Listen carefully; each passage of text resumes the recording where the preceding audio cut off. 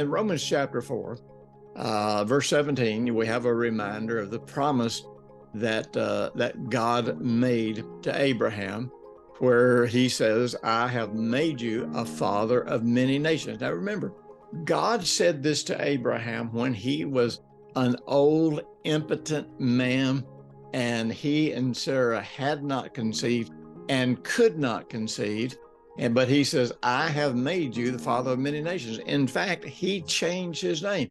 You know, one of the things that I think is so incredible, and, you know, God may share this with you if you seek this with him, but the Bible tells us that when we came to Jesus, he gave us a stone with a name on it. It's a new name, and we have a new name with God.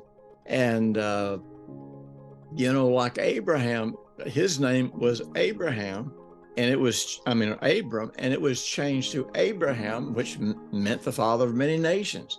And so it says that I have made you the father of many nations in the presence of him whom he believed, who gives life to the dead and calls those things which do not exist as though they did.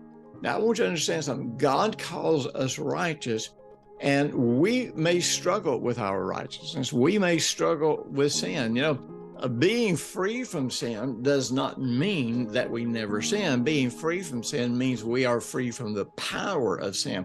If we sin, it is not because sin has power over us. If we sin, it's because we are struggling in our faith. We are struggling in who we are and what we have through Jesus.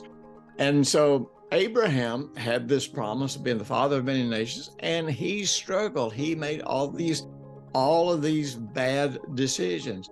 And so even though his body was dead and it was a physical impossibility for him to bear a seed out of his own loins, and then of course ultimately through whom all the nations of the earth would be blessed. It's the same way with us. So many times it seems like living in this new identity is an impossibility.